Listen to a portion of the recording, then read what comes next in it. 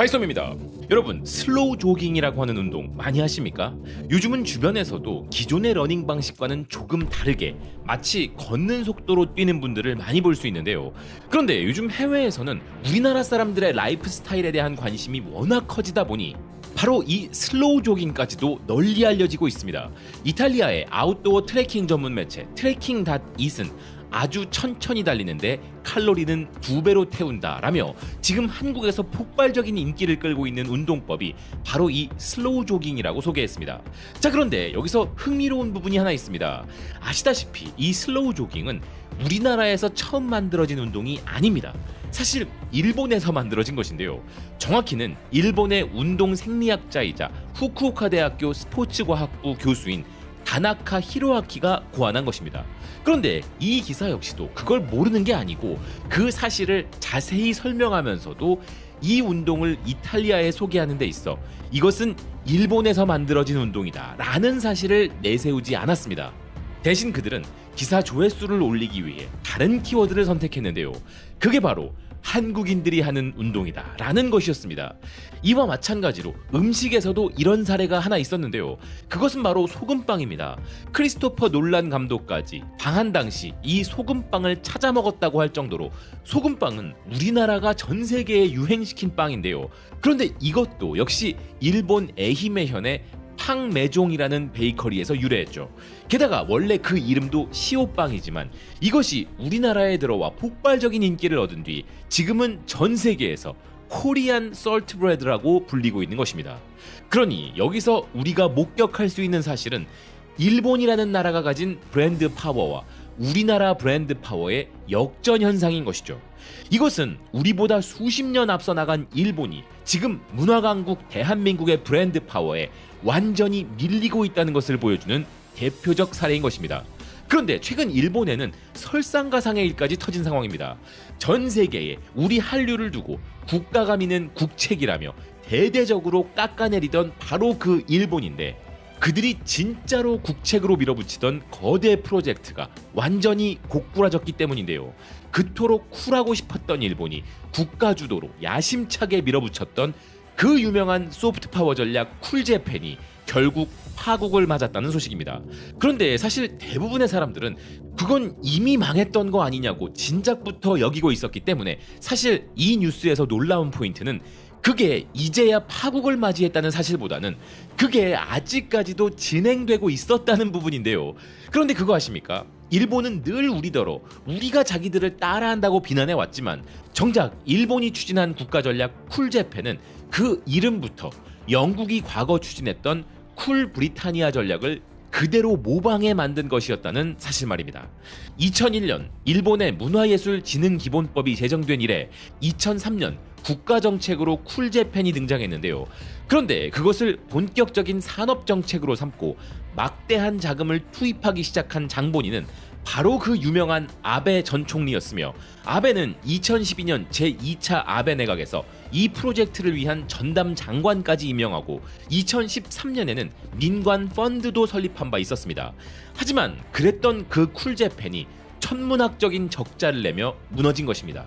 그렇다면 일본이 망했다고 해서 이 국책 사업을 완전히 접었을까요? 국내 일부 언론에서는 그저 망했다는 사실만 전하고 있지만 실상은 그렇지 않습니다.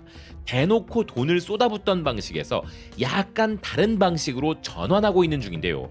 그런데 그 과정에서도 또다시 우리나라가 언급되는 흥미로운 상황이 벌어지고 있습니다. 물론 언급되는 방식이 달라졌죠. 이제는 심지어 일본이 자랑하는 최고의 민간 소프트 파워 분야마저 그들의 가야 할 길을 한국 모델에서 찾고 있는 상황이기 때문인데요. 자, 그렇다면 쿨재팬이 쫄딱 망했다는 것이 구체적으로 무슨 이야기인가 살펴보겠습니다. 일본의 마이니치, 아사히 등 유력 매체들이 일제히 이 소식을 전하고 있는데요. 기사에 따르면 쿨재팬 기구가 결국 폐지 수순에 들어갔으며 그 배경에는 막대한 누적 손실과 예산 요구 보류가 있다고 합니다. 막대한 누적 손실을 안고 있는 민관 펀드, 해외 수요 개척 지원 기구에 대해 일본 정부가 폐지 방침을 굳힌 사실이 지난 20일 밝혀졌고 경제산업성은 2027년도 예산 요구마저 보류하기로 했다는 것인데요.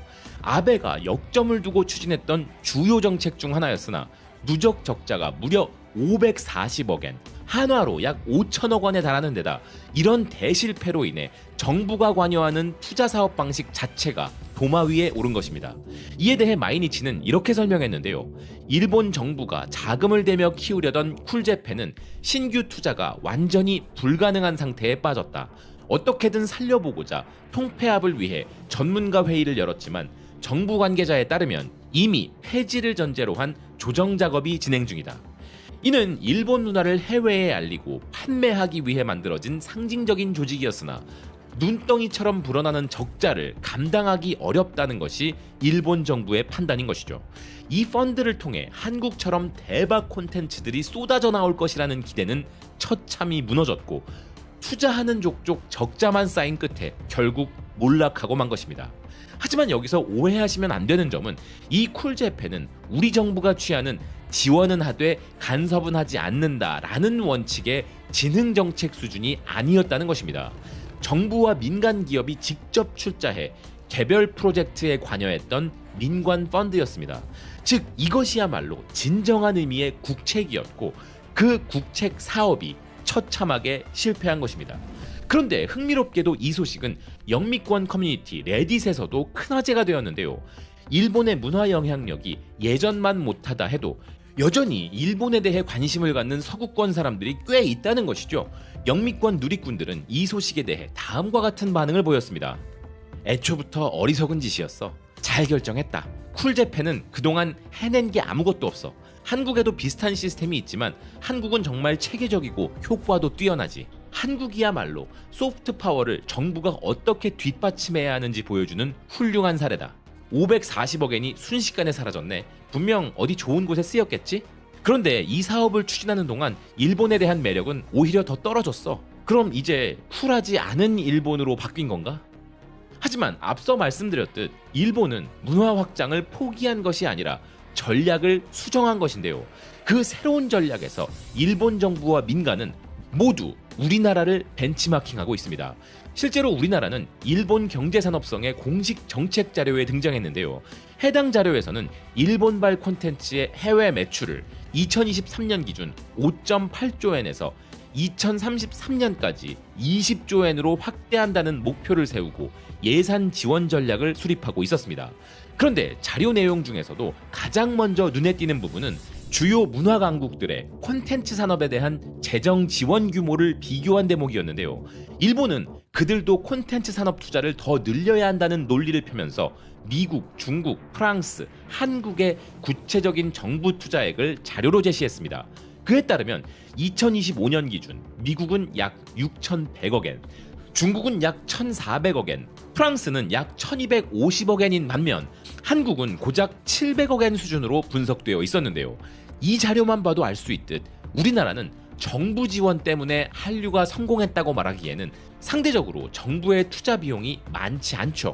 자, 그런데 여기서 핵심은 일본의 쿨재팬 방식이 완전히 실패로 끝났기 때문에 이제는 일본 정부도 전면에 나서서 직접 투자를 하는 게 아니라 한국처럼 콘텐츠 생태계를 조성하고 후방에서 간접 지원하는 방향으로 선회한다고 규정한 점이었습니다.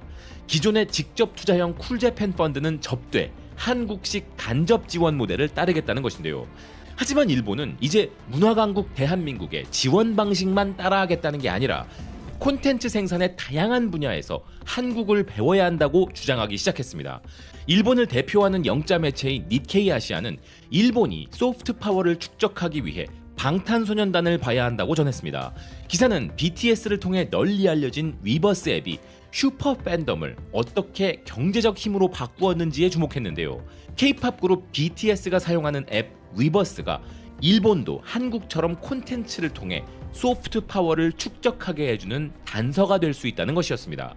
그러면서 기사는 위버스에 대해 이런 설명을 내놓았는데요. 위버스는 방탄소년단의 전 세계 수많은 팬이 모여 서로 소통하는 글로벌 플랫폼이다. 2019년 출시 이후 위버스는 탄탄한 글로벌 이용자 기반을 구축했으며 이 가운데 약 90%가 앱의 탄생지인 한국 외 지역에 거주하고 있다. 이는 아이돌에 특화된 플랫폼으로 일본의 J-팝 그룹을 포함해 아리아나 그란데 등 많은 글로벌 슈퍼스타들도 여기서 활발히 활동한다. 이어서 기사는 소프트 파워 전문 조사기관 브랜드 파이낸스의 콘레드 야고진스키의 발언을 전했습니다.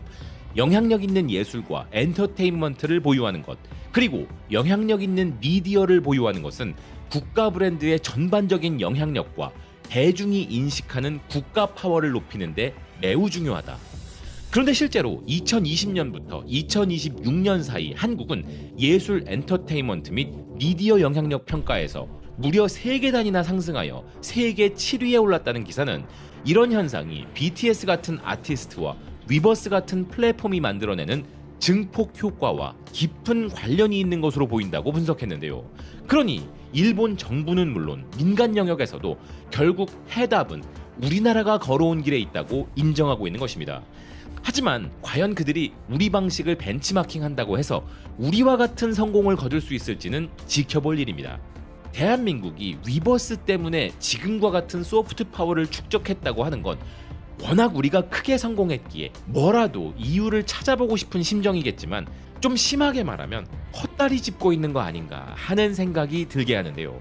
그런데 사실 이런 현상은 일본에만 국한된 것이 아닙니다. 일본을 포함해 아시아 전체가 우리나라를 이미 확고한 롤모델 국가로 삼고 있는 상황입니다. 특히 이제는 한국을 보며 더 이상 서구를 절대적인 기준으로 삼지 않아도 된다는 목소리까지 나오고 있을 정도인데요. 이런 주장을 펼친 인물은 필리핀 영화개발위원회 위원장이자 필리핀의 영화감독인 호세 하비에르 레예스였습니다. 필리핀의 영문일간지 데일리 트리뷴에 따르면 그는 이렇게 이야기했는데요. 아시아는 성공의 잣대를 서구에 맞추는 것을 멈추고 아시아를 특별하게 만드는 고유의 가치를 인정하고 기념해야 한다. 바로 그 대표적인 성공 사례가 한국이다. 문화에 대한 지속적인 투자가 한 국가의 세계적 위상을 어떻게 변화시킬 수 있는지를 제대로 보여주는 대표적 사례가 바로 한국인 것이다. 한국 엔터테인먼트가 거둔 세계적인 성공은 오랜 시간에 걸친 계획과 헌신, 그리고 국가 정체성에 대한 자부심을 통해 만들어졌다. 따라서 이제 아시아 국가들은 한국과 같이 자신들의 정체성과 문화적 강점을 받아들이고 이제 더 이상 서구의 기준으로 스스로를 평가하는 것을 멈춰야만 한다. 비록 그런 한류도 하루아침에 만들어진 것은 아니지만 태양은 이제 동쪽에서 떠오르고 있다. 한류는 한국인들이 자신들의 문화를 사랑하며 수십 년 동안 헌신하고 집중한 결과이다. 우리 역시도 우리의 대중문화가 전 세계에서 인정받기를 원한다면 먼저 우리가 누구인지를 깨닫고 우리 스스로를 깊이 사랑해야 한다.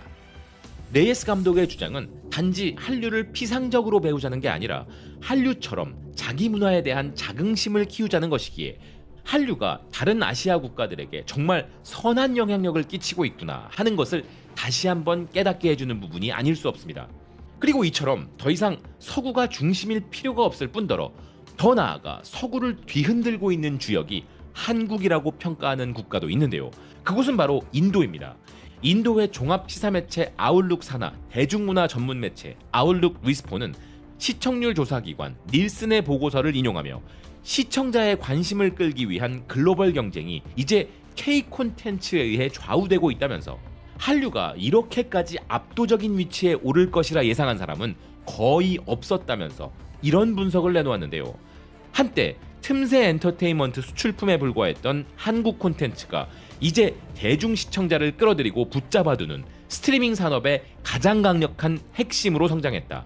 그중 일부는 할리우드의 대표적 프랜차이즈마저 뛰어넘어 갈수록 더 큰 인기를 얻고 있으며 한국 대중문화의 영향력은 이제 단순한 팬덤 영역을 넘어 할리우드의 결정에까지 영향을 미치고 있다. 즉 우리나라 대중문화의 힘이 전 세계 엔터테인먼트의 판도뿐만 아니라 할리우드 스튜디오들의 결정까지 좌지우지하고 있다는 관점을 내놓은 것입니다. 기사는 이어서 한국의 문화 콘텐츠는 상업적 잠재력을 지닌 하위 문화를 넘어 할리우드의 메인스트림 시장까지 이끄는 핵심 동력으로 발전했다면서 한국은 이제 명실상부한 글로벌 문화 강자가 되었다고 평가했는데요. 그런데 더 놀라운 것은 현재 전쟁이라는 힘든 상황을 겪고 있는 국가 이란에서도 한국을 배워야 한다는 관점이 존재한다는 사실이었습니다. 이란을 대표하는 영문 일간지 테헤란 타임스는 문화 강국을 위한 한국의 청사진을 보며 이란이 배울 점이 있다 주목했는데요.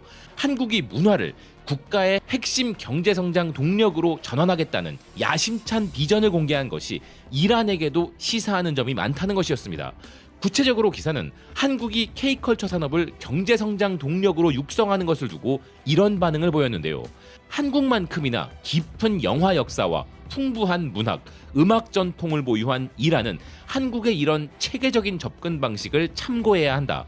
관광객 급증에 대한 한국의 인프라 구축 역시도 이란이 추후 관광 산업을 위해 참고할 부분이며 예술가 지원과 지역 분산 발전 또한 이란이 배워야 할 점이다.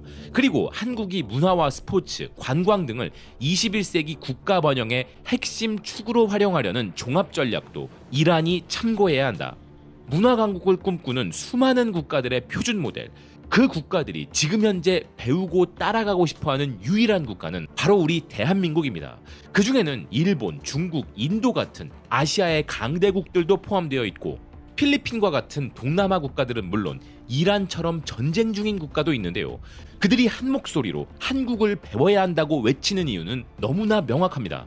단순히 정부가 천문학적인 돈을 쏟아붓고 인위적으로 띄우려 한다고 해서 소프트 파워라는 것이 저절로 생겨나지 않는다는 사실을 일본의 쿨제팬이 겪은 540억엔짜리 대실패가 전 세계 앞에 적나라하게 증명해 주었기 때문입니다. 그동안 일본은 물론이고 세계의 수많은 나라들이 말 그대로 국책 사업을 통해 정부 관료가 직접 관여하여 기획하고 지휘하는 관치 문화를 만들어내려 했지만 그로 인해 더욱 명확해진 사실은 문화라는 것은 위에서 아래로 찍어 누르고 이래라 저래라 지시한다고 해서 꽃을 피울 수 있는 영역이 아니란 것뿐이었죠. 또한 서구의 흥행 공식과 할리우드의 방식을 그대로 흉내내고 맹목적으로 추종한다고 해서 세계 시장에서 독창적인 경쟁력이 생기지 않는다는 것 역시 지난 수십 년간 아시아 전체가 뼈아프게 겪었던 시행착오였습니다. 하지만 우리 대한민국은 완전히 다른 길을 걸어왔습니다. 정부는 전면에 나서서 창작자들의 손발을 묶거나 내용에 감놔라 배놔라 간섭하는 대신 지원은 하되 간섭은 하지 않는다는 확고한 철학 아래 창작자들이 마음껏 상상력을 펼칠 수 있는 건강한 인프라와 생태계를 뒤에서 묵묵히 받쳐주었습니다. 그 자유로운 토양 위에서 우리 창작자들은 세계에서 가장 트렌드에 민감하고 눈높이가 까다로운 국내 대중들의 마음을 사로잡기 위해 피나는 고민과 치열한 경쟁을 거듭하며 콘텐츠의 완성도를 극한까지 끌어올려왔던 것입니다. 하지만 무엇보다 가장 결정적인 차이는 바로 우리 스스로가 우리 문화를 진심으로 아끼고 우리 고유의 정체성을 뜨겁게 사랑해왔다는 점입니다. 필리핀의 호세 하비에르 레이에스 감독이 정확하게 짚었듯 우리는 서구의 기준에 우리 스스로를 억지로 끼워 맞추지 않았습니다. 우리는 우리 민족 특유의 정과 한, 신명나는 흥, 그리고 여백과 절제 및 살아있는 고유의 미학을 가장 세련되고 현대적인 방식으로 당당하게 담아냈으며 그로 인해 비로소 동양과 서양, 국경과 언어, 세대의 장벽을 모두 뛰어넘어 전 세계인의 심장을 뒤흔드는 압도적인 문화의 힘을 폭발시킨 것입니다. 그러니 이제는 슬로우 조깅이나 소금빵처럼 원래 다른 나라에서 시작된 아주 사소한 운동법이나 빵 하나조차도 우리 한국인들의 손을 거쳐 한국 특유의 역동적인 라이프 스타일로 재해석되는 순간 전 세계가 열광하고 따라하는 글로벌 메인스트림 트렌드로 완전히 탈바꿈되는 그런 놀라운 시대가 열린 것이죠. 이것은 단순히 유행을 선도하는 수준을 넘어 한 나라가 가진 국가 브랜드 파워와 문화적 흡인력 그리고 콘텐츠를 매력적으로 빚어내는 역량이 이미 세계 최정상급의 반열에 올라섰음을 명백히 보여주는 가장 상징적인 증거입니다. 이제 전 세계 문화의 중심축은 더 이상 서구와 전통적인 강자들만의 것이 아닙니다. 태양은 이제 동쪽에서 떠오르고 있다는 레이에스 감독의 멋진 표현처럼 글로벌 대중문화의 나침반은 이미 우리 대한민국을 확고하게 가리키고 있습니다. 일본은 무너져버린 자신들의 소프트 파워를 어떻게든 살려내기 위해 BTS와 위버스가 만들어낸 슈퍼 팬덤 비즈니스 모델을 뒤늦게 연구하고 있고 인도 언론은 한국의 K 콘텐츠가 이제 하위 문화를 넘어 할리우드 거대 스튜디오들의 의사결정과 전 세계 스트리밍 시장의 판도를 좌지우지하는 절대적인 주역이 되었다고 평가하고 있는 게 그 증거인 것이죠.